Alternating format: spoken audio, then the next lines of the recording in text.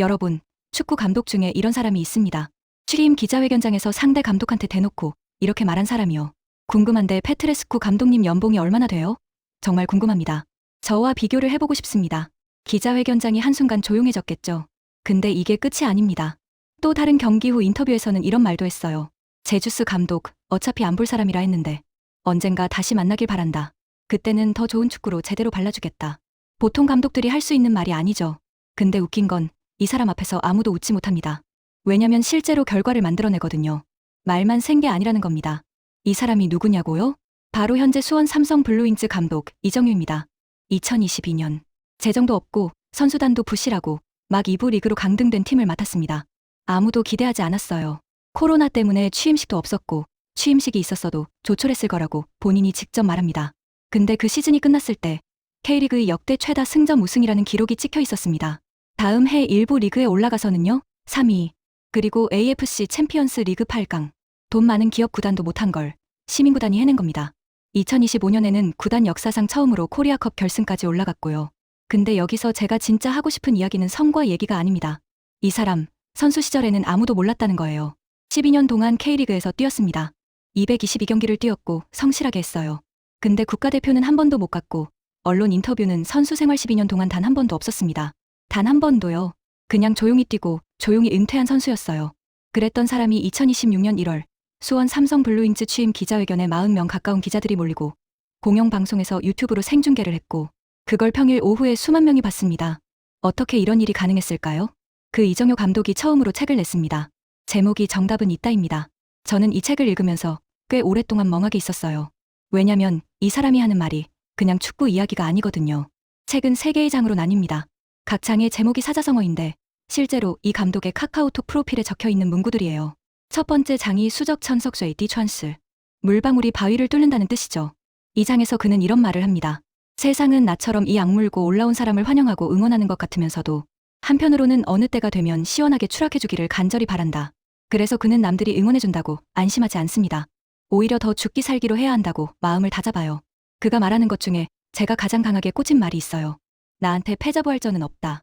이 말을 이 사람이 하면 다르게 들립니다. 스타 선수 출신도 아니고 백도 없고 40대 후반이 되어서야 처음 기회가 왔던 사람이 하는 말이니까요. 그 기회가 인생에서 유일한 기회라는 걸 알면서 붙잡고 있는 사람의 말이니까요. 지름길이 없다는 걸 알면서도 그 길을 걸어온 사람의 말이니까요. 그리고 그는 이런 말도 합니다. 80분을 버티면 10분의 기회가 온다. 이게 축구 전술 이야기처럼 들리지만 사실 삶에 대한 이야기입니다. 6번을 내리쳐도 자신의 축구를 하라고 벼랑 끝을 걷는 마음으로 가야 한다고 말해요.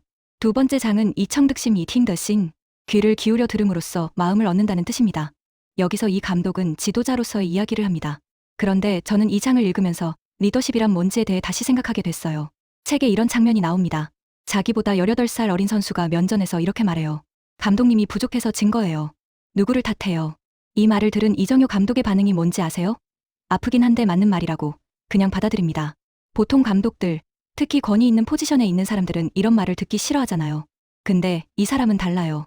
지고 나서 감독 말고 누구를 탓하겠는가? 내가 부족한 거지라고 말합니다. 그리고 이런 말을 해요. 나 다음까지 생각하는 것이 리더라고.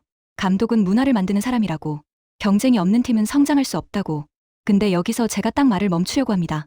왜냐면 세 번째 장 음덕양 보인 더 얌바오의 이 책에서 제가 가장 중요하다고 생각하는 내용이 있거든요. 그리고 그 내용이 이 감독이 왜 선수들한테 그렇게 헌신적인지, 왜 자기보다 선수가 더 잘 되길 바라는지 그 이유와 연결이 됩니다. 근데 이걸 제가 다 얘기해버리면 책을 읽는 재미가 없어지잖아요. 딱 하나만 말할게요. 책에 이런 문장이 있어요. 내가 가르치는 선수가 나보다는 좋은 선수가 되길 바란다. 내가 못 가본 국가대표에도 승선해보고 내가 선수 시절 받아보긴커녕 꿈도 꿔보지 못한 연봉이 통장에 찍히는 희열도 누려보길 바란다. 이 문장을 읽었을 때 저는 뭔가 먹먹해졌어요. 왜냐면 이 사람은 자기가 못 이룬 걸 선수들한테 투영하는 게 아니라 진심으로 바라고 있거든요. 자기는 못 가본 곳에 제자들은 가길 바라는 마음. 그게 이 책 전체를 흐르는 감정입니다. 자, 여기서 질문을 하나 드리고 싶어요. 이정효 감독이 이 책을 통해 진짜 하고 싶었던 말은 무엇일까요?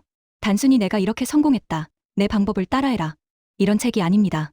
저는 이 책을 읽으면서 이 사람이 말하고 싶었던 게 따로 있다는 느낌을 계속 받았어요. 지름길도 없고 패자부활전도 없고 화려한 배경도 없는 사람이 그럼에도 불구하고 어떻게 여기까지 왔는지, 그 과정에서 무엇을 붙잡고 있었는지, 그리고 그게 나만의 이야기가 아니라 지금 보이지 않는 곳에서 묵묵히 일하고 있는 모든 사람들의 이야기라는 것. 책 제목이 정답은 있다인 이유가 여기에 있다고 생각합니다. 매번 문제가 다를 뿐 정답은 언제나 있다. 이게 이 감독이 온몸으로 증명해온 삶의 방식이고 이 책을 통해 전하고 싶었던 메시지라고 저는 읽었습니다. 근데 그 정답이 구체적으로 뭔지는 세 번째 장을 직접 읽어보셔야 합니다. 저는 여기까지만 할게요. 마지막으로 책 정보 간단하게 정리해 드릴게요. 제목은 정답은 있다. 저자는 이정효, 출판사는 다산북스, 출간일은 2026년 2월 23일입니다. 장르는 한국 에세이입니다. 자기계발서처럼 읽히지만 자기계발서가 아닌 살아있는 이야기로 쓴 에세이예요. 이런 분들한테 추천합니다. 조직을 이끄는 리더이거나 리더를 꿈꾸는 분, 오랫동안 노력해왔는데 아직 결과가 안 나오는 분, 자기계발서가 너무 공허하게 느껴져서 더 이상 손이 안 가는 분, 그리고 지금 하고 있는 일에 확신이 없어서 흔들리고 있는 분, 이 책이 그분들한테 뭔가를 줄 수 있을 거라고 저는 생각합니다. 오늘 영상이 도움이 되셨다면 좋아요 한 번만 눌러주세요. 저한테 진짜 큰 힘이 됩니다. 그리고 이 채널에서는 이런 책 이야기를 계속 가져올 예정이니까 구독도 눌러두시면 놓치지 않으실 수 있어요. 혹시 읽어보신 분 계시면 댓글에 어떠셨는지 남겨주세요. 다른 분들이 읽을지 말지 결정하는데 진짜 도움이 됩니다. 여기까지 봐주셔서 감사합니다. 다음 영상에서 뵐게요.